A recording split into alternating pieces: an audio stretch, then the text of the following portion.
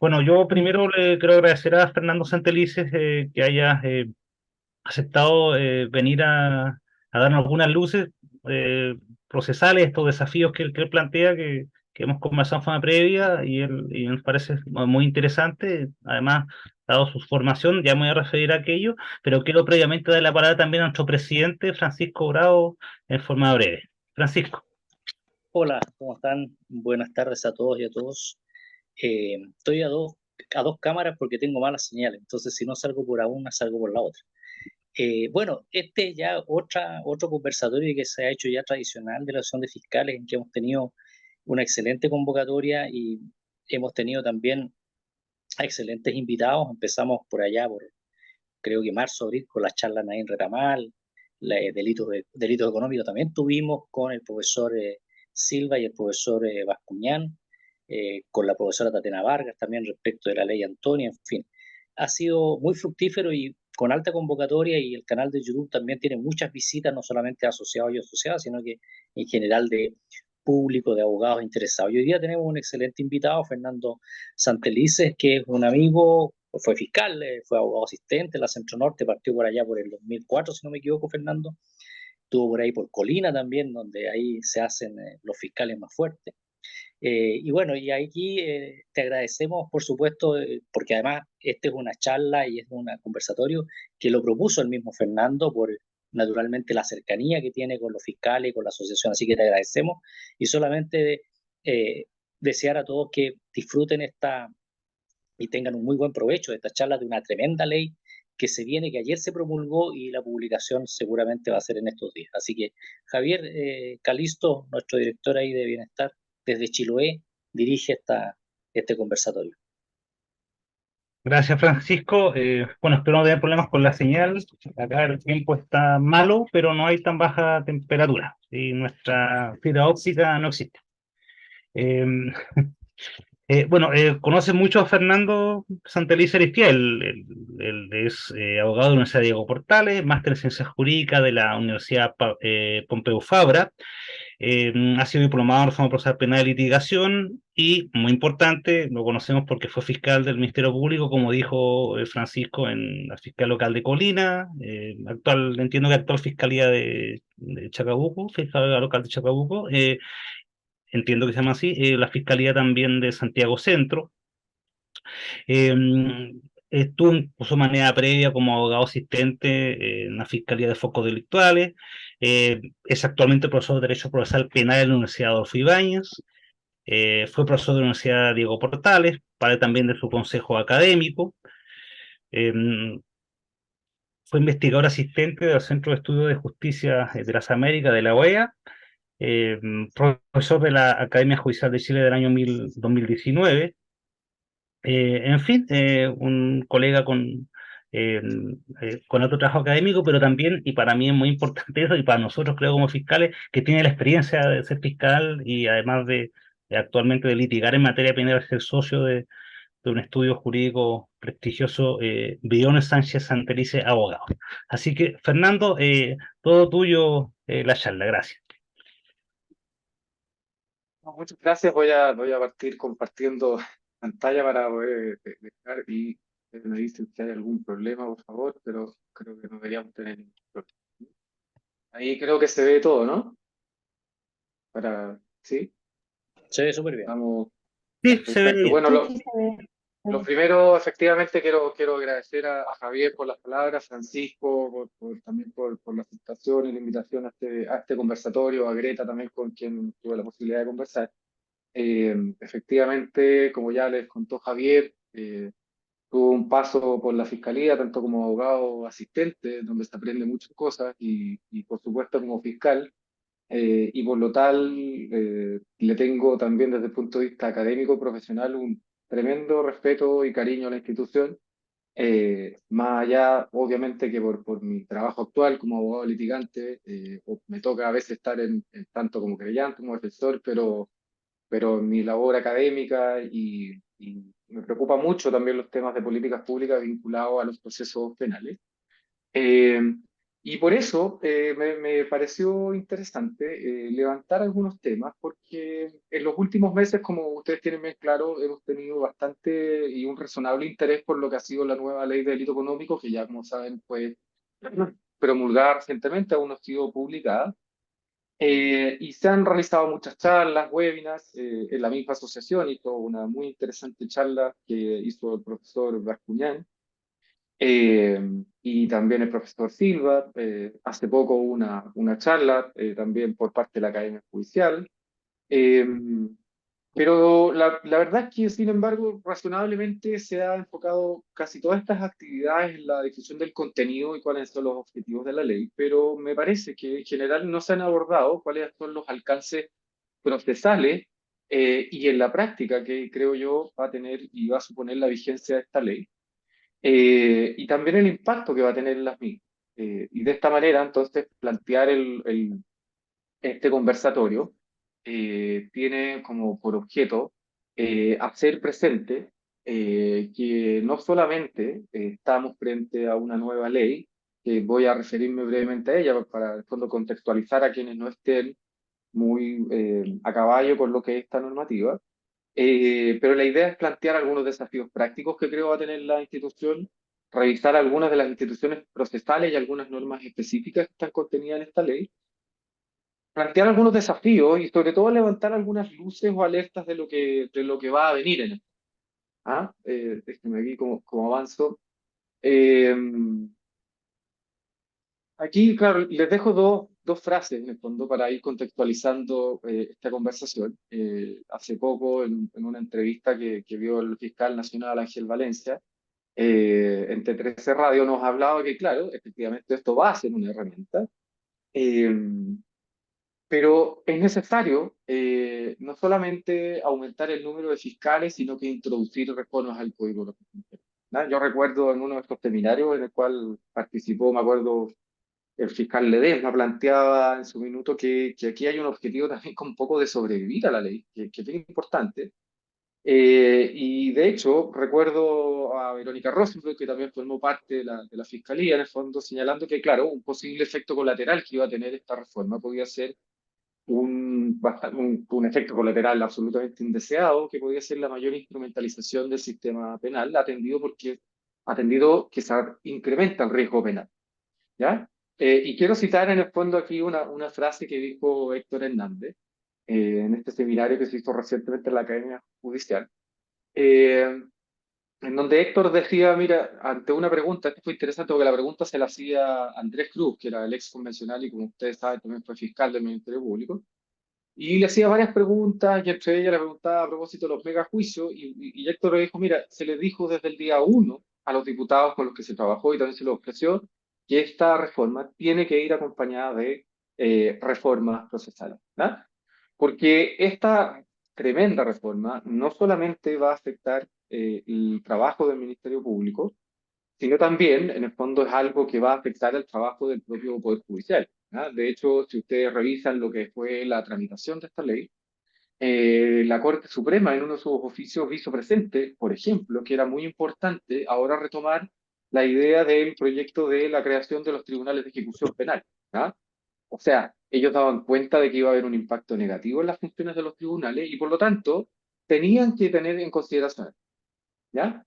Entonces, me parece que con los objetivos que se plantea esta nueva ley, sin duda, voy a plantear brevemente en el fondo cuál fue el origen de esta norma y cuál es el espíritu que tiene, eh, hay una sensación de que, claro, desde el punto de vista político, institucional, de que se está haciendo una transmisión fuerte de un tema de legitimidad, pero si esto no va de la mano de ciertos cambios y ciertos trabajos, por lo menos yo creo que esto puede ser que nos veamos nuevamente frente a un clásico problema que tenemos en cuanto a una falacia de creer que porque hacemos leyes se cambian las realidades. ¿No?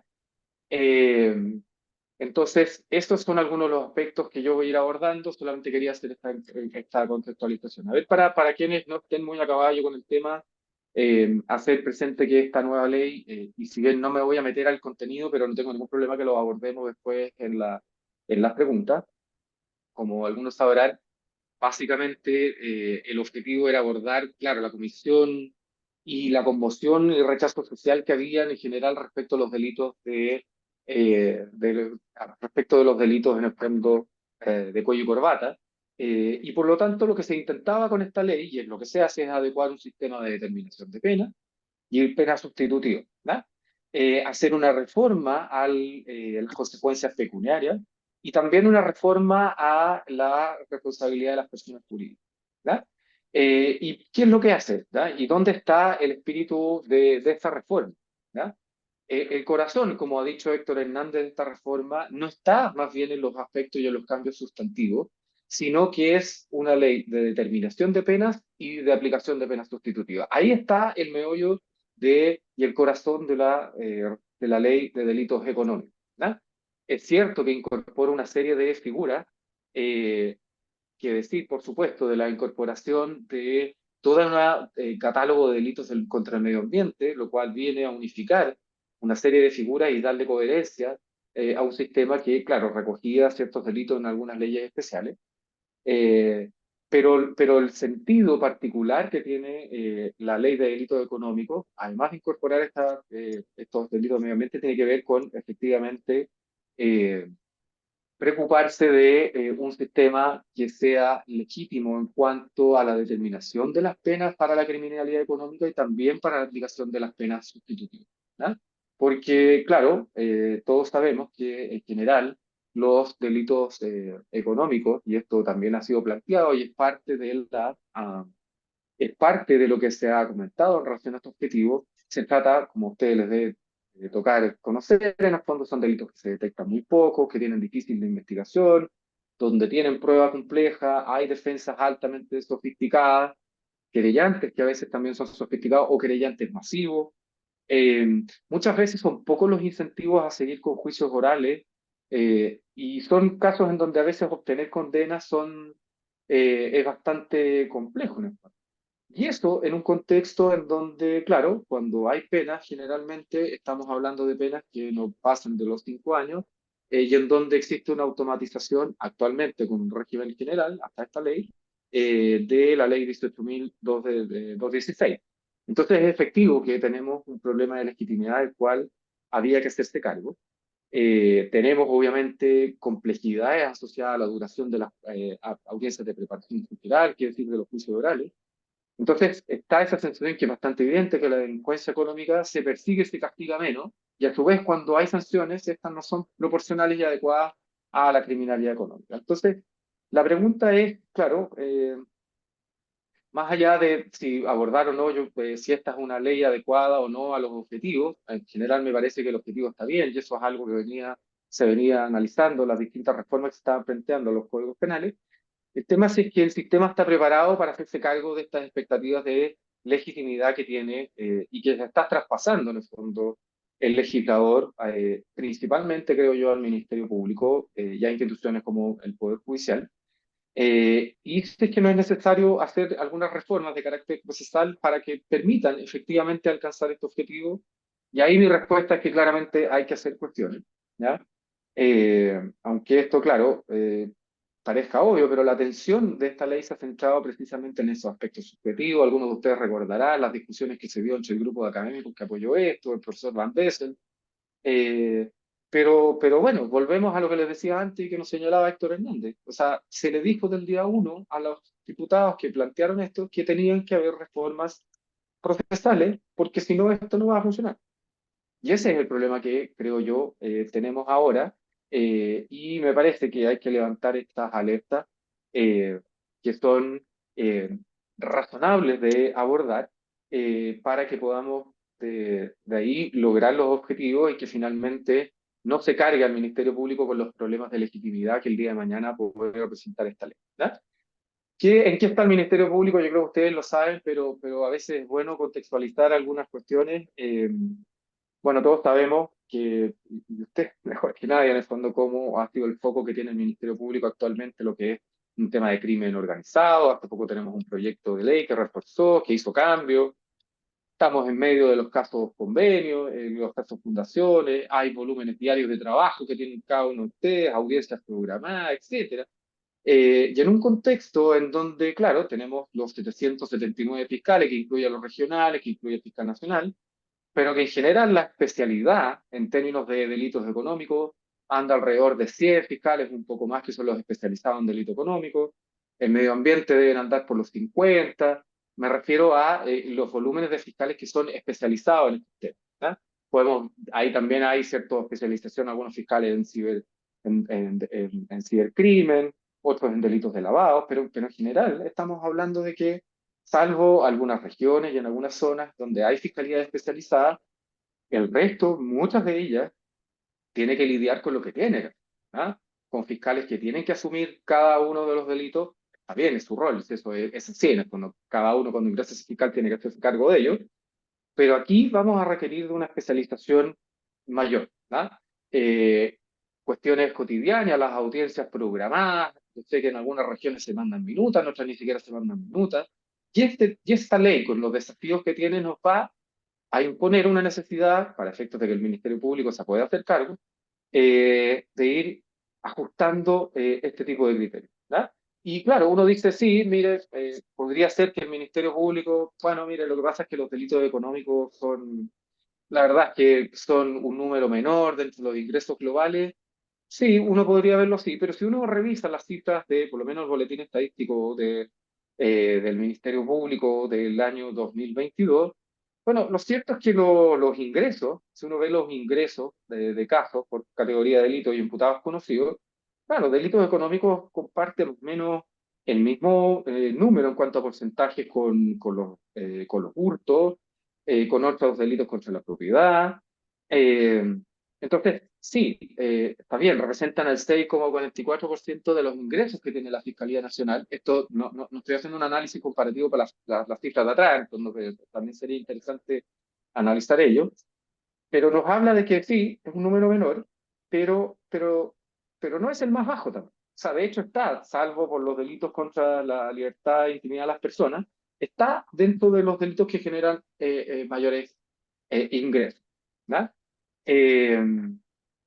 Si vemos los términos, en el fondo, los términos en materia de delitos económicos y que está bien en consonancia con son los términos a nivel nacional, claro, vemos cuáles son los tipos de términos que tiene. En primer lugar, tenemos los archivos provisionales, luego está la facultad del inicio, están las sentencias condenatorias, en el fondo, ahí habría que hacer un desglose estadístico para saber cómo se incorporan ahí, podrían ser los juicios abreviados, en el fondo. Porque no creo que dentro de esto podamos meter a los monitorios, pero habría que hacer una bajada estadística de esto. Y obviamente en donde, y esto tiene implicancias para lo que les voy a comentar después, donde, por ejemplo, salidas como la suspensión condicional del procedimiento, los acuerdos reparatorios van a tener mucha relevancia. Entonces, claro, porque pensemos en suspensiones condicionales, juicios abreviados, que son cuestiones que evidentemente vamos a tener que ponerle ojo. Evidentemente el número de juicios orales en materia de delitos económicos son menos, pero no dejan de ser importantes. Y claro, si uno revisa las estadísticas, uno podría pensar de que el mayor número de juicios está quizás en la Fiscalía Oriente o la Fiscalía Centro Norte, pero no, al menos los datos nos dan cuenta, por ejemplo, que en materia de delito económico, la mayor cantidad de juicios, al menos que se registraron el año pasado, fueron en la región de Arica, Parinacota, eh, también en la región de O'Higgins. Entonces, hay que hacerse cargo de esta realidad y muchas veces se tiende a creer que la criminalidad económica únicamente puede suceder, no sé, en la Fiscalía Oriente, en la Centro Norte, y no. Y esto es lo importante de ir viendo esta realidad. Ustedes ya conocerán un poco los tiempos de tramitación. Yo me quise centrar un poco en lo que eran los tiempos de tramitación de los casos con juicio oral. Estamos hablando de que efectivamente y eso impacta en esta forma de tramitación, son casos en donde el tiempo promedio de tramitación supera en el fondo los 4,5 años, ¿no? Y si eso uno lo lleva a ciertas regiones, puede ver, por ejemplo, que en la Fiscalía Sur estamos hablando de cerca de 6 años que puede durar una investigación por delito económico desde el ingreso hasta el desarrollo del juicio, ¿no? Entonces, ahí me parece que todas estas cuestiones que están en el proyecto no toman en cuenta esta carga que va a tener el Ministerio Público en este contexto de reforma, de constante modificaciones por parte del Poder Legislativo, aumentando penas, generando cargas que van a ir aumentando, creo yo, la presión sobre el Ministerio. ¿Ya? Eh, entonces, desde ahí, que a mí me parecía interesante levantar algunos nudos procesales, creo yo, que se van a ir presentando a propósito de esta ley. ¿Ya? Eh, Como les decía, en términos muy generales, y más allá de lo que vamos a conversar, esta ley es entonces estructura, no define lo que son los delitos económicos, lo que hace es sistematizar los delitos que van a tener el carácter de económico, hace una distinción entre delitos de distintas categorías, eh, y hace esta distinción que voy a explicar por qué, para los efectos que quiero en esta presentación, es sumamente relevante, porque en términos generales la relevancia de esta calificación implica que para este tipo de delitos se va a aplicar este sistema de determinación de penas y este sistema de penas sustitutivas, que es lo que va a hacer, obviamente, afectar el meollo. Entonces, ¿cuáles son estos nudos? El primero, creo yo, que es algo, por supuesto, como les dije, yo acá no tengo una varita mágica, pero son ideas que al menos me parece interesante levantar. ¿Qué régimen vamos a aplicar? ¿Ah? Porque sí, es evidente que aquí se nos plantean dos regímenes. El régimen normal, que va a estar bajo las reglas del Código Penal actual, y el régimen de aplicación de la nueva ley de delitos de odio. ¿Ya? Entonces, bueno, ¿cuáles son estos criterios que nos va a permitir ver? ¿Ya? Claro, uno podría decir primero, bueno, vamos a los criterios en el fondo. Vamos a los criterios de los delitos, eh, donde según la categoría, ya saben, la primera categoría de los delitos que plantea la ley son delitos netamente económicos, ¿ya? O sea, siempre van a ser delitos económicos, delitos de la Ley General de Banco, de la Ley de Mercado de Valores, esos siempre van a ser de carácter económico y por supuesto se van a tramitar así. Pero tenemos otros delitos, y me enfoco más bien en los de segunda y tercera categoría, en donde que va a haber que acreditar estos factores de conexión que son aquellos que nos van a permitir decir, bueno, esta estafa en el fondo cae dentro del régimen de la nueva ley de delito económico o la vamos a tramitar como una estafa, como una estafa bajo el régimen general. ¿Ya? Eh, y dado que los efectos son muy relevantes, ir tomando este tipo de decisiones de antemano es algo que es sumamente importante para efectos de ver cómo va a actuar el Ministerio Público. ¿Ya? Y la pregunta es, bueno, ¿qué vamos a hacer? Uno plantea, y yo lo veo también como desde el litigante, claro, puede que existan incentivos. Vamos a presentar una querella en donde yo voy a solicitar que efectivamente yo voy a dar cuenta en los hechos de la querella que aquí entiendo que se da dentro de la categoría de la segunda categoría de delitos. Y por lo tanto, a mí me parece, porque yo quiero, en el fondo, tomando las palabras que decía Verónica Rosenbluth en ese seminario, claro, yo quiero, en el fondo, dado este riesgo de mayor persecución penal, quiero que se transmita ese riesgo a la parte querellada. ¿Ya? Eh, entonces, bueno, ¿cómo lo vamos a hacer? ¿Ah? Vamos a esperar porque muchos de estos casos, como ustedes saben, parten por querella, vamos a esperar que sea la resolución que admite la querella la que nos diga, y si es así, y ahí vienen las preguntas, en el fondo, ¿ah?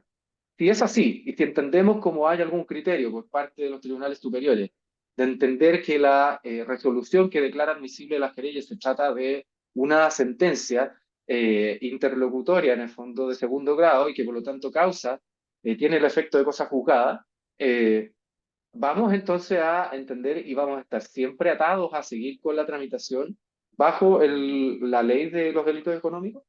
¿Ya? La tramitación, me refiero aquí, esto tiene que ver, como todos sabemos, que cuando hacemos una investigación o cuando alguien hace una defensa o plantea una causa como creyente, uno lo hace pensando en cómo voy a enfrentar el día de mañana un juicio oral.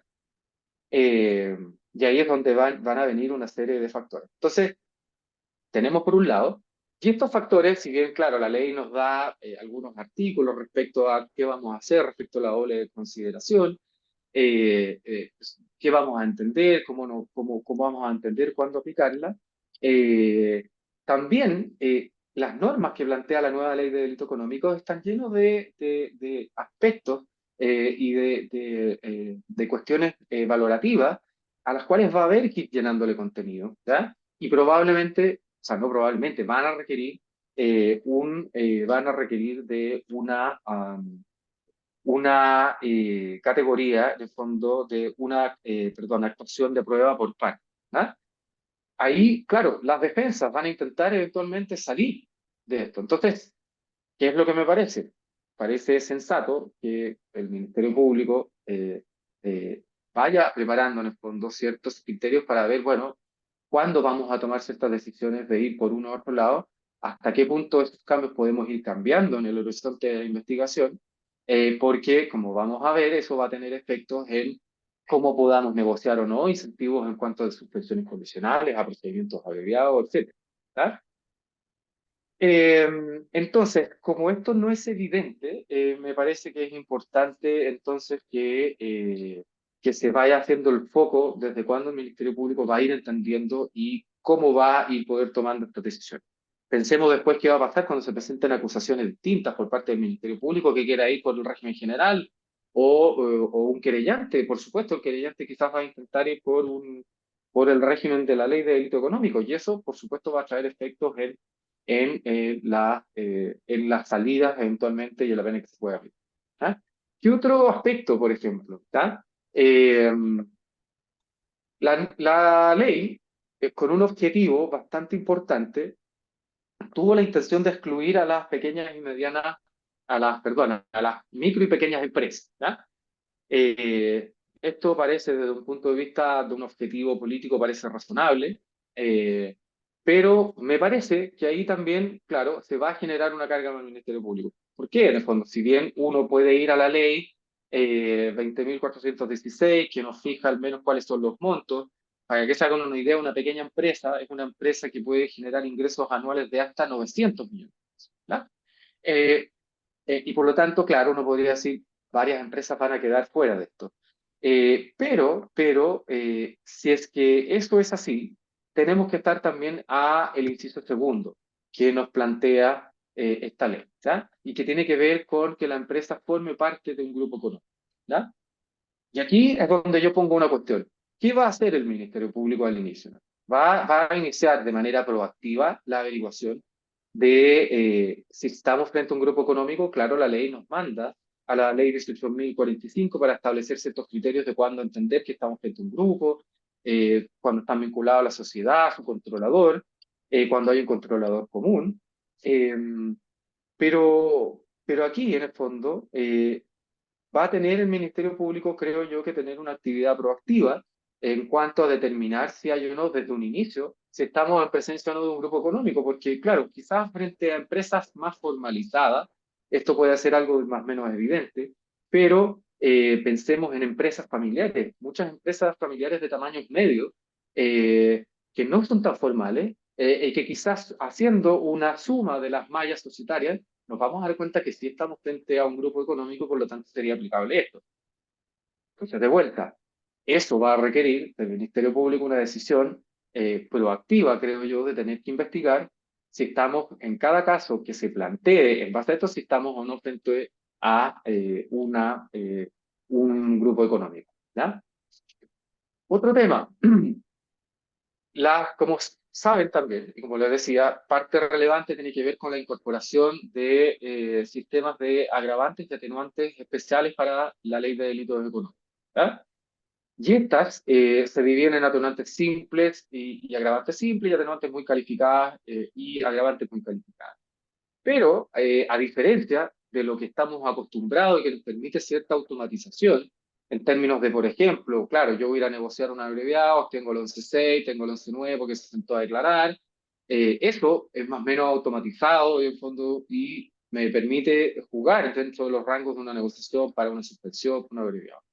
Pero resulta que estas reglas que establece la nueva ley de delito económico está llena de aspectos que van a requerir de una determinada carga probatoria por parte del Ministerio Público. Carga probatoria me refiero no pensando en el estándar de juicio oral, sino como un estándar de evidencia dentro de la investigación, si estamos pensando en esta salida previa. Entonces, claro, cuando uno ve estas agravantes simples en el fondo o las agravantes muy calificadas, esto de participar activamente en una posición jerárquica superior, bueno, vamos a tener que probar cuál es esa participación activa, actuar bajo presión, la atenuante muy calificada, actuar bajo presión y en una situación de subordinación.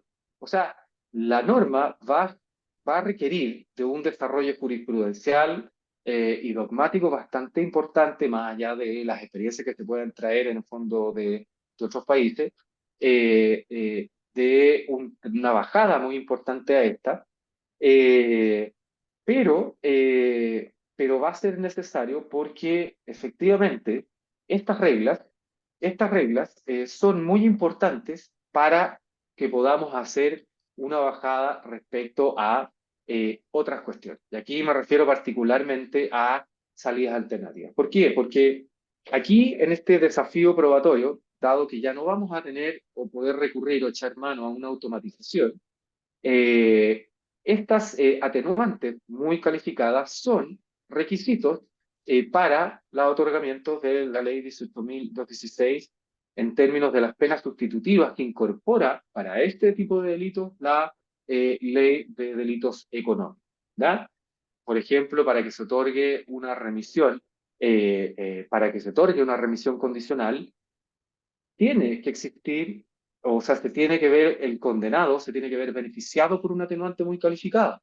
Y vuelvo atrás, esas atenuantes muy calificadas no son en el fondo, en el fondo aquí no hay ese juego que hacemos actualmente, en el fondo la colaboración sustancial y la tenemos por muy calificada, la regla del Código Penal, sino que aquí vamos a tener que tener algún antecedente que nos permita darle sustento al tribunal para que pueda fundamentar eh, esta decisión, en el fondo, en cuanto al otorgamiento. Pero en el caso de las salidas alternativas, claro, pensemos, por ejemplo, en el nuevo delito de estafa, ¿verdad?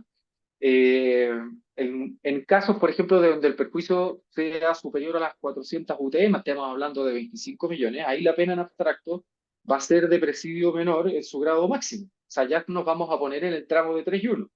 Entonces, claro, ¿qué voy a necesitar para poder bajar? Para poder bajar a los 3 años, en el fondo, voy a necesitar, atendido la regla de determinación de pena que establece la nueva ley de delito económico, tener más o menos acreditados 2 atenuantes muy calificadas. ¿Ya? Y eso va a requerir de antecedentes que van a tener que constar en la carpeta que el día de hoy, claro, el extracto de filiación está ahí. O sea, lo saco y está, ahí tengo el 11.6. ¿Ah? Pero no voy a tener eh, este tipo de cuestiones. En la práctica, por supuesto, vamos a ir viendo cómo se va a ir dando. Entonces, ¿cuál va a ser el incentivo eh, para llegar a esta suspensión condicional? Eh, ¿Cuál va a ser el trabajo que va a existir? ¿Cuál va a ser el estándar que se va a fijar la Fiscalía para efectos de, en esa instancia procesal, poder hacer ese tipo de solicitudes? Es algo que es muy relevante. Lo mismo para los juicios abreviados, en el fondo. ¿Cuál va a ser el incentivo? Si yo no tengo la posibilidad, o sea, para poder hacer esta rebaja de pena y tener una pena que me permita llegar a un juicio abreviado, pero más, o sea, si yo el objetivo del juicio abreviado es ahorrarme el juicio, estoy pensando como imputado, en el fondo como defensa, para obtener una pena sustitutiva, bueno, voy a tener que tener acreditadas estas. Entonces, eh, y eso tiene la contracara. Entonces, digo, bueno, si este es el estándar que me va a fijar esta nueva ley, bueno, quizás van a existir incentivos para la defensa para decir, ¿sabes qué? Mire, como la carga probatoria la tiene siempre el órgano acusador, bueno, va, creo yo, a existir un incentivo para llevar estos casos a juicio. Porque dado estos conceptos que ocupa la nueva ley, bueno, me va a convenir traspasar esa carga probatoria al Ministerio Público y ir a un tribunal de juicio oral en donde sea el Ministerio Público el que tenga que acreditar cada una de estas cuestiones, más allá, por supuesto, del trabajo como defensa, pero en un estándar que obviamente podría en algún minuto ser más favorable para las propias defensas. Eh, entonces, son de esas cosas que uno va viendo en la nueva ley de delito económico claro, en cuanto al objetivo es fantástico, pero que si no van de la mano de un reforzamiento del Ministerio Público, no solamente y ya me voy a referir a ello, no solamente de la dotación, sino de otras cuestiones, me parece que va a ser muy complejo que se logre los objetivos que se está planteando. el nuevo delito de estafa, aquí, por ejemplo, cosas claro, pasan un poco desapercibidas, pero si ustedes ven la nueva ley de delito económico, lo que hizo fue hacer una adecuación doctrinaria a lo que es el concepto de estafa. ¿Ya? Se estableció este nuevo artículo 467, en donde parte este delito, y ocupando la clásica definición de estafa, señalando, señalando que el que para obtener el provecho patrimonial, ¿ya? Para sí o para un tercero, ¿ya? Hasta ahora, desde el punto de vista doctrinario, no hay un acuerdo en términos de que la estafa requiera ánimo de lucro, ¿está? Y si bien es efectivo que encontramos jurisprudencia que establece como el ánimo de lucro dentro de algunos de los elementos del tipo de estafa, bueno, el día de hoy se concreta. ¿Ah? Y por lo tanto va a existir, creo yo, también una necesidad de parte del Ministerio Público, no solamente si vamos a investigar la estafa dentro del contexto de una ley de la nueva ley de delito económico, sino también en el contexto de las reglas generales, de tener que acreditar hasta ahora este ánimo trascendente, el ánimo de lucro, que hasta ahora, claro, lo podíamos defender, pero no era necesariamente una decisión en el fondo, por lo menos compartida por la autoridad. Entonces, nos va a aceptar, nos va a aceptar el juez de garantía hacer este juego con las atenuantes para efectos de poder llegar a los abreviados. eh, ¿Cómo lo vamos a, cómo lo vamos a enfrentar? Yo no tengo, por supuesto, la respuesta, lo que quiero es levantar las alertas. Lo que sí tengo claro es que va a requerir de parte del Ministerio Público actividad probatoria, que, como les decía antes, quizás no pensando en el estándar como de prueba en el fondo del juicio oral, pero sí de manera tal que me permita acceder a eso. Porque de lo contrario, claro, una opción es que precisamente haya un mayor incentivo para ir a juicios orales, y eso es verdad. Pero también, si yo lo miro desde otro lado y esto puede afectar un poco la legitimidad, todo indica que también va a haber un incentivo bastante importante para aumentar el uso de la decisión de no perseverar. ¿Ya? Y eso trae repercusiones de cara de los reclamos de los querellantes, etcétera, etcétera. Ya sabemos en el fondo qué pasa con el Tribunal Constitucional a propósito del procedimiento de la acusación, a lo cual también le voy a dedicar algunos segunditos. Eh, ¿Qué otro desafío, por ejemplo?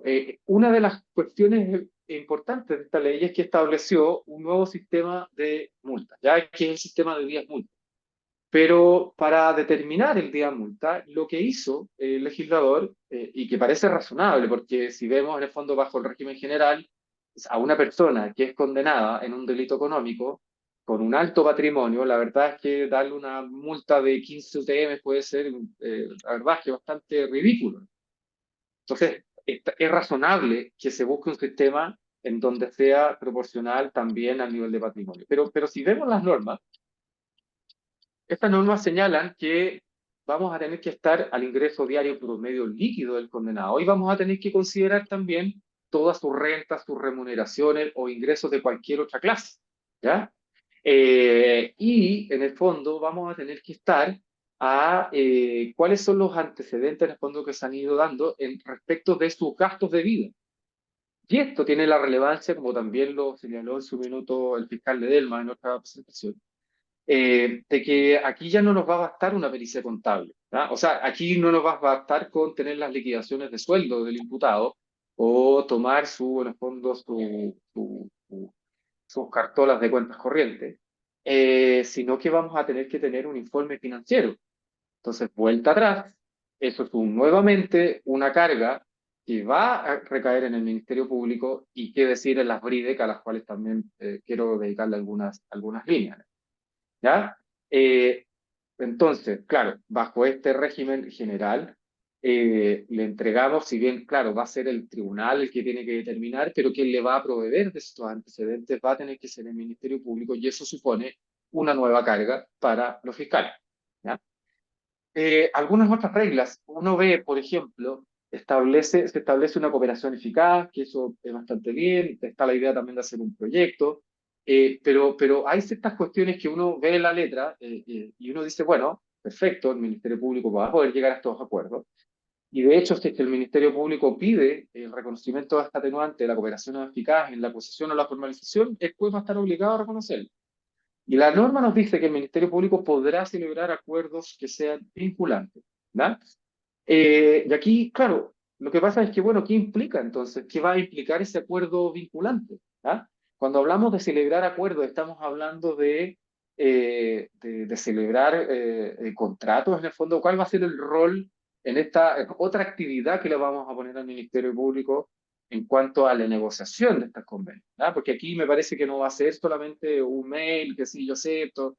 No, porque además si se firman estos acuerdos vinculantes, ¿cuál va a ser el efecto que va a tener? Ya sabemos que el juez va a estar obligado a reconocerla, pero bueno, ¿qué va a pasar si es que esos antecedentes que se tuvieron a la vista en esa negociación cambian posteriormente? ¿Qué va a pasar en el fondo? ¿Qué va a hacer el Ministerio Público? ¿Va a iniciar otra investigación? Entonces son cuestiones prácticas que más allá, que me parece está bien el objetivo de tener, que entregarle esta herramienta al Ministerio Público de poder efectuar estos convenios de cooperación. El tema es en la práctica cuál va a ser la carga que ello va a implicar y cómo cómo se van a ir generando entonces estas formalidades que van a requerir estos acuerdos. Nuevas audiencias de seguimiento. Aquí yo lo planteo porque, claro, esto que está incorporado dentro de la nueva institucionalidad de delitos ambientales, ¿ya? Cuando uno ve algunas normas, por ejemplo, si uno revisa el artículo 9, artículo 312, establece esta que si con ocasión de la investigación o el juicio, el tribunal estimare procedente la imposición al imputado, y me quiero centrar ahí en el fondo, de condiciones destinadas a evitar o reparar el daño ambiental, oficiará a la autoridad reguladora pertinente para la fiscalización de su cumplimiento y esta última quedará obligada a informar al tribunal. Claro, ¿qué rol va a tener el Ministerio Público ahí?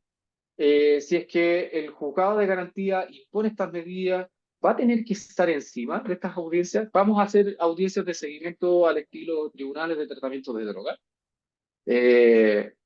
Claro, eso no está por una bajada acá en la ley, en el fondo, pero en la práctica va a tener que ir mostrando algún tipo de cuestión.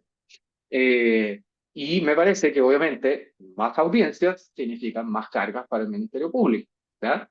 Y esto, claro, no tenemos que olvidarlo, que estas cargas que necesitan audiencia, también tenemos que considerar que dentro de las reformas que incorpora la nueva ley de delito económico, y esto que va también de la mano con la ley que fortalece la persecución de la delincuencia organizada, se estableció un nuevo título en el Código Procesal Penal que se refiere a la tramitación del comicio sin condena previa, el comicio de las ganancias, ¿ya? Y si uno analiza cuál es el título tercero de PILS, en el fondo, que está incorporado al nuevo Código Procesal Penal, se establece básicamente, y quizás no es correctamente adecuado decirlo así, pero un nuevo procedimiento simplificado que se le incorpora a tramitación en el sistema procesal penal, en donde hay que presentar un requerimiento que también lo puede presentar el querellante en el fondo, pero que va a tener efectos en nuevos requerimientos, nuevas audiencias, y vamos metiéndole más carga a los fiscales y al Ministerio Público y a los tribunales, ¿tá? Entonces, claro, me parece que eso es sumamente relevante en ese sentido, ¿ya? Eh, y ahí, claro, quiero tomar un poco, lo decía a propósito de esta misma norma, que toda la institucionalidad medioambiental, todos los delitos medioambientales que se incorporan, eh, a mi juicio, es evidente que van a aumentar los ingresos al Ministerio Público, ¿verdad? Porque está generando nuevas figuras que está bien, había que recogerlas. Eh, pero van a ser figuras que además tienen mucha conexión con sede administrativa. Hay quienes han planteado, de hecho, que estamos frente a algunas leyes penales en blanco, que van a depender mucho de cuál va a ser el criterio que tenga la normativa ambiental. De hecho, si ustedes ven esta nueva ley de delito económico, hay algo que también es relevante, incorpora una definición de daño ambiental que vamos a ver cómo cruza con la institucionalidad medioambiental, ¿ya? Y cómo se va a hacer ese cruce administrativo, más allá de que hay reglas que, por ejemplo, cuando hayan sanciones de carácter administrativo se van a poder usar con las de carácter penal.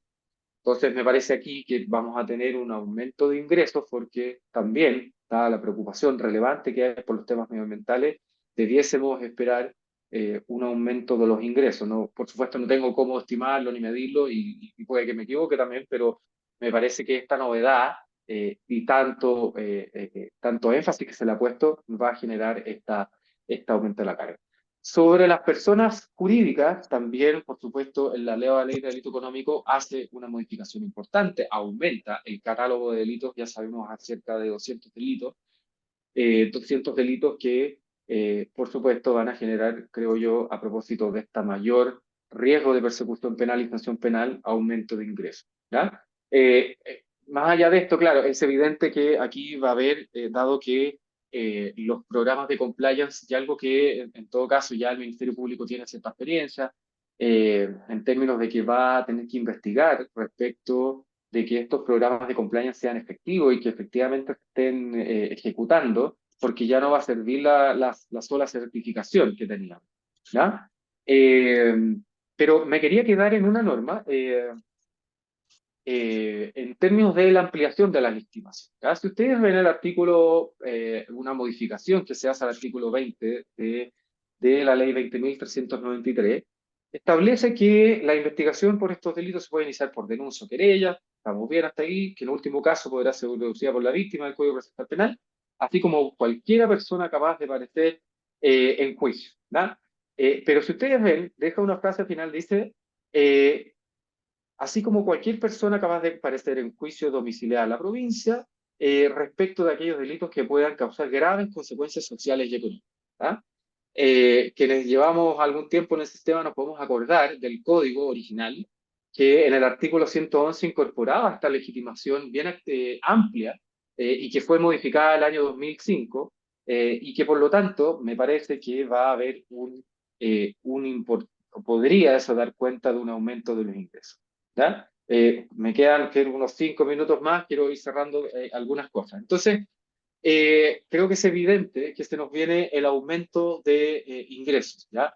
No solamente, creo yo, por esta cantidad de ilícitos, no solamente aquellos que estén catalogados por delito económico, sino, como hemos visto también, por la ampliación de los delitos que, en cuanto de la ley de responsabilidad penal de las personas jurídicas, pero existen una serie de otras figuras, por ejemplo, si uno ve el artículo 472 bis, que se refiere a delitos asociados a abusos de la grave situación de necesidad respecto a personas asociadas a los arriendos o a los sueldos. Bueno, qué decir de los delitos medioambientales, también las investigaciones por violaciones de los secretos comerciales.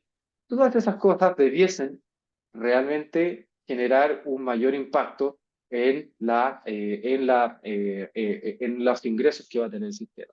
¿Ya? Entonces, claro, uno que esperaría que el Ministerio Público o la Fiscalía Nacional efectivamente bajara ciertos criterios, me imagino que es algo en lo que se debe estar trabajando, porque hay muchas cuestiones, probablemente hay millones que se me quedan fuera, pero varias de estas en el fondo van a incidir en el trabajo de ustedes, van a influir en la carga que van a tener. ¿Ya? Van a tener que entonces abordar estos desafíos procesales, darse estas pautas, sobre todo pensando en estas fiscalías que son más pequeñas, que no van a tener fiscales especializados. Me parece también que va a ser importante la capacitación en el fondo y la coordinación con los líderes. ¿Ya? Hace poco estuve haciendo una capacitación a ellos y la verdad es que poco tenían conocimiento de esta nueva ley. Y así como se deviene la carga probatoria al Ministerio Público, bueno, por defecto, en el fondo también, esa carga se les va a venir a ellos. Parece ser obvio en el fondo, pero es bueno levantar estas cosas. Si no hay una coordinación a propósito de estos desafíos, claro, vamos a tener una BRIDE que ya al día de hoy presenta muchos retrasos, en el fondo que va a verse colapsada, no solamente por esto, recuerden ustedes las modificaciones que hubo a propósito de los regímenes concursales. Entonces hay una serie de cuestiones que va a ser importante ir trabajando con ellos. Quizás es importante ahora retomar el impulso de ciertas reformas al Código Procesal Penal, que es importante y que han quedado más o menos en el tintero, en el fondo. Yo recuerdo, por ejemplo, que en algún minuto una comisión para la reforma del Código Procesal Penal del año 2019, por ejemplo, en materia del forzamiento, proponía en el fondo que pudiese ser un forzamiento de la acusación, aunque el caso se haya cerrado sin una formalización. Podemos discutir si está bien o está mal, pero bueno, eso por lo menos creo yo podría ser, entre comillas, una vía para descomprimir la presión que recibe el Ministerio Público, de manera tal que el Ministerio Público pueda actuar con una mayor objetividad y, en su caso, bueno, dar paso a que la carga de la pega se la lleven los creyentes, ¿no? ¿Qué otras cosas, en el fondo? La facultad de inicio, el Ministerio Público, esa misma comisión en su oportunidad, bueno, nos ha hablado de utilizar más la facultad de inicio, y de hecho se proponía en esa comisión que incluso se pudiese hacer cuando existiera una querella. Bueno, quizás también sería importante retomar eso de manera de darle una vía distinta al Ministerio Público, de salir, que ya sea del no perseverar o un sobreseimiento con el estándar que ellos tienen. Yo planteo también que parecería importante volver a preguntarnos cuál es el rol que juega la audiencia de preparación de funcionarios, ¿no? Desde los orígenes de la reforma, se discutió en el Código Procesal Penal, bueno, cuál iba a ser este control que iba a tener, el cuál va a ser el rol de la audiencia. Si iba a ser solamente un tema formal, como es el día de hoy, o también iba a haber un control de méritos. Yo creo, y esta, por supuesto, una opinión personal mía, que quizás sería importante replantear ese debate.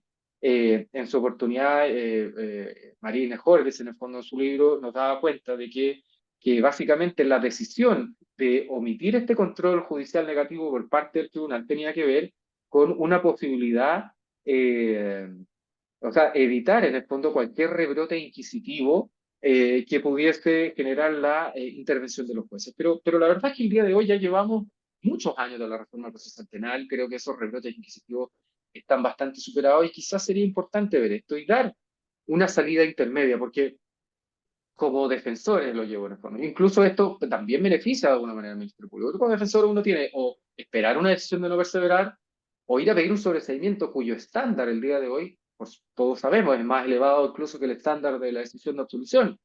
Pero deja, y sobre todo cuando uno ve las jurisprudencias de las Cortes de Apelaciones, hay jurisprudencias de Cortes de Apelaciones que dicen que no tiene que haber controversia fáctica entre los intervinientes, ¿ya? Entonces, ahí que el sobreseimiento defendido más allá que en la ley se diga que lo podemos pedir en cualquier oportunidad a las defensas, bueno, la verdad es que es bastante difícil de pedir si es que sobre todo no vamos al Ministerio Público. Entonces, quizás una vía intermedia, una posibilidad que en el juicio, en la audiencia de preparación de juicio oral se pueda no dar lugar porque la causa, en el fondo, porque no hay una causa fuerte, que no hay causa probable, bueno, podría ser interesante. Lo mismo planteado en términos de admisibilidad de las querellas. Claro, como yo ya les comentaba antes, o sea, hay tribunales que lo entienden, cortes que lo entienden como una sentencia interlocutoria, hay otros que la entienden como mero trámite, pero bueno, por lo menos hay una percepción de que cualquier cosa se admite a una querella, ¿ya? O sea, basta que uno, y esto no, con esto no quiero decir que los tribunales hagan más su trabajo, tiene que ver cómo también está redactado,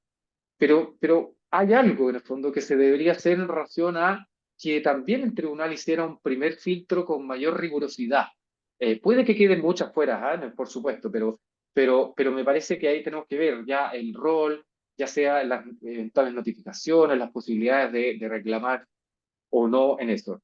Y por supuesto, creo yo, también nos parece que, o sea, me parece que en el caso de, hay un desafío brutal en el tema de lo que se refiere a los megajuicios, es algo que ya se ha planteado y que hay que retomar, y tiene que ver con esta idea de que está vinculado, por supuesto, al rol de la audiencia de preparación de juicio oral, quizás que los tribunales tengan un control más exhaustivo en cuanto a las posibles exclusiones de por sobreabundancia, que haya mayores atribuciones en cuanto a la posibilidad de que haya un impulso de convenciones probatorias, todo lo que dice en relación con la modificación a la posibilidad de incorporar de una manera distinta la prueba documental en los juicios, porque, claro, vamos sumando todas estas cosas.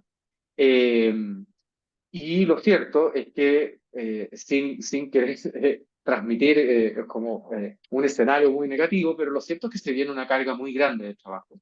Y si es que esto, en el fondo, no va de la mano del fortalecimiento del Ministerio Público, no solamente en cargas, perdón, en dotación, que me parece que hay que hacerlo sobre todo con esto, pero esa dotación también en términos de organización de trabajo, hay proyectos de esta Fiscalía Supranacional, pero urge hacer reformas procesales, porque de lo contrario la carga que se va a llevar el Ministerio Público y los juzgados de garantía son evidentes. Y ese es el problema, creo yo, que al final de cuentas, en 1 o 2 años más, si es que no está en esta reforma, el culpable de esto va a ser el Ministerio Público. Y por lo mismo, volviendo al inicio, que le tenemos cariño a esta institución en el fondo, parece ser que sin perjuicio de los loables objetivos de esta ley, estas reformas se hacen necesarias porque si no, en el fondo, vamos a tener un problema que después no vamos a tener como ahora. ¿Mm? Así que eso eran los puntos que yo les quería entregar, y abierto a conversarlos, a debatirlos, a hablar también de ciertos aspectos de la propia ley. Esto voy a dejar de compartir ahí. Bueno, gracias, Fernando, por tu exposición. En realidad es mucho, mucho el contenido, lo que yo puedo apreciar. Yo creo que hay mucho dentro, yo me incluyo, que no tenemos, para ser franco, muchas nociones. Todos esperábamos una capacitación. Decíamos al comienzo que, sobre todo cuando son reformas macro, eh, cuando, cuando todos son especializados, como que nada es especializado. Pasó con la RPA, pasado con otras leyes, la falta de recursos que complementen esto, la falta de preparación de la institución auxiliar del Ministerio Público, es algo que se ha dado. Esperemos que esta no sea la situación que pase con esta nueva ley de delito económico. Vamos a dar paso a las preguntas. Yo había anotado en el chat, igual que quiere hacer preguntas, lo haga por chat, por favor, para irla respondiendo, y no nos acoplemos también con las preguntas. Pero si alguien quiere igual preguntar abiertamente, no hay ninguna pregunta anotada hasta el momento, puede hacerlo, por favor. Hay 24 participantes según el registro.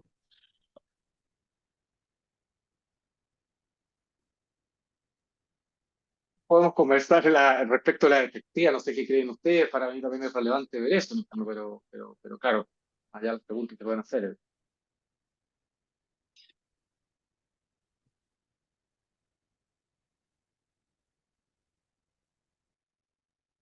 Eh, Fernando, Quizá un comentario, Fernando, más que una pregunta, que lo planteamos al inicio de la, no sé si me escuchan, porque de repente tengo problemas de conexión. No sé si me veo. ¿Sí se escucha? Ya. Sí, se escucha bien. Ah, perfecto. Ya. No, mira, este tema de la fiebre legislativa en materia penal y en materia procesal, más penal que procesal penal, no va aparejada en absoluto a un, podríamos llamarlo de esta manera, un estudio de impacto de carga, ¿ah? Que es lo que yo creo que debería impulsarse a nivel legislativo, de manera que cada vez que se discuta en el Congreso algo que diga relación con el aumento de delitos o reformas procesales, cualquiera sea, siempre obligatoriamente sea necesario hacer una evaluación de impacto de la carga para ajustar la dotación. Pero claro, que aquí hay un desafío, uno queda con la sensación, por lo menos yo, que hay un desafío de gestión eh, en general, ¿eh? Y aquí hay una serie de instituciones que han quedado en desuso. Tú lo planteabas, el tema de las convenciones probatorias hoy día es muy difícil en una audiencia de preparación que haya convenciones probatorias, ¿ya? Y las partes, por último, dicen, ¿saben qué? ¿Para qué voy a hacer convenciones probatorias? Bueno, en el juicio veremos. Eh, otra institución que ha quedado en desuso completamente es el juicio inmediato. El juicio inmediato, yo no sé si alguien se acuerda de un juicio inmediato, pero eso quedó completamente en desuso. Eso se utilizó al principio de la reforma. Entonces, y ese juicio inmediato tiene que ver con gestión, convención probatoria tiene que ver con gestión. El mismo tema que tú planteas de las exclusiones, los debates en la audiencia de preparación son poco sofisticados, son mecánicos. Quizás en los casos más complejos haya más debate, que sé, pero en los casos más simples no hay mucho debate, ¿ah? Eh, Ni qué decir la cuestión de la inobservancia de garantía. Yo creo que ese es un debate que cada vez se hace menos, ¿ah? Y está el tema del recurso, del sistema recursivo asimétrico, digamos, que también es una discusión. O sea, solo se apela el Ministerio Público cuando se excluye por tal o cual razón y no más que eso. Y bueno, y así otra, el mismo forzamiento de la acusación, también una institución que se utiliza muy restrictivamente, en fin. Entonces, yo creo que el gran desafío en general, no solamente en este caso, es un desafío de mirar el Código Procesal Penal y ver los nudos de gestión desde esa perspectiva. En general, ¿ah? No solamente, por ejemplo, el procedimiento simplificado. ¿Qué pasa con los juicios simplificados que el 80% no se hace? Y se reagenda, se reagenda, se reagenda, se reagenda. Ahí tenemos un problema, y un problema de gestión, ¿ah? Entonces, y así suma y sigue. Yo creo que sería un gran desafío el poder ir viendo estos nudos que tú planteas respecto a esta ley, pero hay otros nudos respecto del sistema en general a 20 años. El caso de los megajuicios, ¿ah? Que se lee el auto de apertura durante un mes. O sea, eso no tiene ni un sentido. Entonces, ¿por qué? Porque yo creo que nadie advirtió que íbamos a tener esta magnitud de juicios. ¿Ya? Entonces, y claro, y en el camino nos fuimos dando cuenta, oye, pero ¿tiene sentido que leamos toda la acusación? Si todos sabemos de qué se trata, salvo los jueces probablemente. ¿Ah? Pero los jueces, bueno, dirán, ¿sabe qué? No es necesario, porque bueno, vamos a estar aquí un año o dos en juicio y me va a quedar claro cuál es el contenido de la acusación. Bueno, en fin, yo creo que ahí hay el tema de la lectura de los documentos, otro tema, digamos. Muchos juicios se transforman en lectura de documentos, ¿ah? Y que no sé qué sentido incluso estratégico tiene de la litigación. Yo tengo ahí otra opinión respecto de la regla de litigación, Fernando. Eh, a ver, no lo quiero decir de esta manera, pero lo voy a decir igual. Yo vengo de vuelta con el tema de las reglas de litigación, especialmente con el contraexamen, porque está probado por la psicología del testimonio que la forma interrogativa de preguntar o sugestiva de preguntar se parece mucho cuando se extiende un contraexamen a la tortura. Eso no lo digo yo, lo dice Jordi Nieva Ferol, ¿ah? Un procesalista español, ¿ah? Que tiene ahí un libro que se llama Valoración de la prueba. Yo creo que hay mucho que discutir, mucho que hablar y mucho que volver a repensar. ¿Ah? Esa es mi opinión. Eh, sí, Luis Herrera, gracias Francisco. Luis Herrera, entiendo que es una pregunta, un instante en un interrogativo, dice, lo voy a leer como que fuera pregunta, dice, hay muchos cambios dogmáticos en torno a principios y reglas que conocíamos respecto a los delitos económicos. Su pregunta Luis Herrera. Estoy viendo también, claro, otra pregunta. Sí, o sea, a ver, efectivamente, a ver, más bien, esta no es una reforma como de derecho penal de fondo, y así también lo ha planteado por el profesor Hernández, no de derecho penal sustantivo, sino más bien una reforma de parte general que va en la línea de otras reformas que ya se han venido haciendo. O sea, esto no es muy distinto a estos sistemas especiales de régimen de determinación de pena que ya se venían aplicando con la ley Emilia, con la ley de control de armas. Y claro, lo que uno esperaría es que esto dé paso a que pueda retomarse en el fondo los proyectos de código penal de los cuales se está trabajando y como algunos han planteado que pueda hacerse cargo de distintos tipos de criminalidad. Entonces, en ese sentido, yo creo, claro, cambios dogmáticos me parece que, por ejemplo, yo, claro, le mencionaba el tema de la estafa, creo que ahí es bastante relevante, pero era algo más o menos esperado por la academia. Eh, Algunas cosas de las que planteaba Francisco, que yo quería retomar, ¿ah? Este estudio de impacto de carga, claro, a mí me parece que es súper relevante. De hecho, si recordamos en la reforma procesal penal en su origen, en el fondo, una de las gracias que tuvo como política pública y lo que la catapultó como un referente a nivel americano, tenía que ver que efectivamente se hizo un estudio de costo-beneficio y también se hicieron simulaciones de carga de trabajo y que luego permitieron a eso, sumado a la implementación gradual de la reforma, ir adecuando a lo que venía posteriormente. Entonces, yo concuerdo, en el fondo, sería esperable que dentro de un cambio tan importante de política pública como lo implica esta ley de delitos económicos, que efectivamente se hubiese hecho esto y que el Ministerio Público hubiese ido acompañado. Y ahí, claro, retomo las palabras de Héctor Hernández en términos de que se le informó, en el fondo, a los legisladores que participaron en esto, a los impulsores, que era bastante transversal. Eh, que había que hacer estas reformas, porque de lo contrario, en el fondo, no íbamos a poder avanzar en esto. Y claro, efectivamente hay nudos de gestión a los cuales hacerse cargo. Yo, efectivamente, como lo planteaba en los megajuicios, en el fondo, tampoco tiene sentido estar leyendo todo y cada uno de los documentos. O sea, hay que generar un sistema, se han hecho algunas propuestas de darle más, eh, que se puedan incorporar la totalidad a la prueba ofrecida en el fondo y generar algunas reglas para los casos que hayan alguna discusión.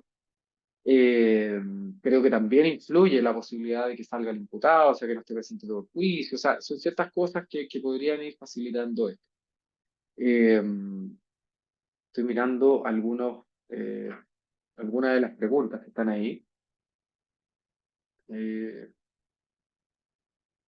hay dos cosas, una de Pablo Avendaño, lo voy a leer para que lo escuchen todos. Sí, Dice: se apunta a la presentación dentro de los desafíos impulsar reformas, entre otras en materia de la suspensión del procedimiento. sí. Pero me parece que se refirió a la exposición en qué sentido o de qué manera entiendes debiera reformarse la suspensión del procedimiento o eventualmente los acuerdos reparatorios. Eso pregunta Pablo Avendaño. No, en materia de la suspensión, y esto es una opinión que yo que he sostenido en otras partes, en el fondo, y por supuesto puede ser sumamente controversial, porque yo entiendo que la suspensión condicional del procedimiento es una herramienta de persecución penal muy adecuada, en el fondo, eh, pero yo creo, en el fondo, que quizás habría que abrirse la posibilidad de que sea, y dado la automatización que muchas veces está detrás de las decisiones de las suspensiones condicionales, eh, a veces en el fondo que no pasan por un criterio muy objetivo el otorgamiento o no de la misma, bueno, yo planteo, bueno, ¿qué pasa si es que esa decisión pudiese ser adoptada por el juez? ¿Ah? O sea, está claro, la adopta el juez en el fondo, pero tiene que ser propuesta por el Ministerio Público. Y por eso digo que puede ser más controversial. Yo creo que eventualmente uno podría abrir la discusión si es que sea la propia defensa la que pudiese plantear esto, y que el Ministerio Público pueda o no oponerse en el fondo, y con eso traspasarle una carga a la defensa de poder acreditar en el fondo, hacerse cargo de poder acreditar estas circunstancias que le permitan llegar a la rebaja de pena, eh, y de esa manera también bajar un poco la carga del Ministerio Público en cuanto a que pueda llegar a que se aplique este término no solamente como una herramienta que tenga el propio fiscal, ¿no? Pero esto es lo que he planteado, pero evidentemente eso es algo más controversial, y esa era un poco la idea que tenía en relación a la suspensión condicional. ¿Mm? Aquí yo creo, claro, no sé si en cuanto a esas posibilidades de rebaja, quizás haya que hacer alguna reforma en términos de la ley de delito eh, económico, que pueda mejorar la posibilidad de que alguna regla dentro de la ley de delitos económicos que permita llegar a la suspensión condicional o que se refiera más a ella, que haga juego con el sistema de atenuantes y agravantes que establece. ¿Mm? Eh, Otra pregunta de Rodrigo Varela. Dice: creo que varias atenuantes de esta ley podrían asignarse al artículo 22 de la ley 20.000 sobre drogas. Si se puede establecer algún similar al respecto, que son similares, eso consulta Rodrigo Varela. O sea, podríamos hacerlo, yo le voy a hacer un flaco con usted, no tengo una especialidad en materia de drogas, pero lo sí, que sí me parece que en el fondo estas circunstancias atenuantes, como lo señalé en la presentación, están incorporando una serie de elementos normativos que van a requerir de mucho desarrollo, y sobre todo de mucha prueba por parte del Ministerio Público. ¿Ah? Y ese creo yo que es un desafío muy grande, porque no solamente porque va a afectar en cuanto a las posibilidades de poder acceder o no a negociar o no en el fondo juicios abreviados, sino yo creo que lo que más relevante y que se vincula con ello, por supuesto, es que sin estas atenuantes en el fondo no va a poder ser posible optar a pena sustitutiva, lo cual por supuesto baja todo el incentivo a llegar a un juicio abreviado.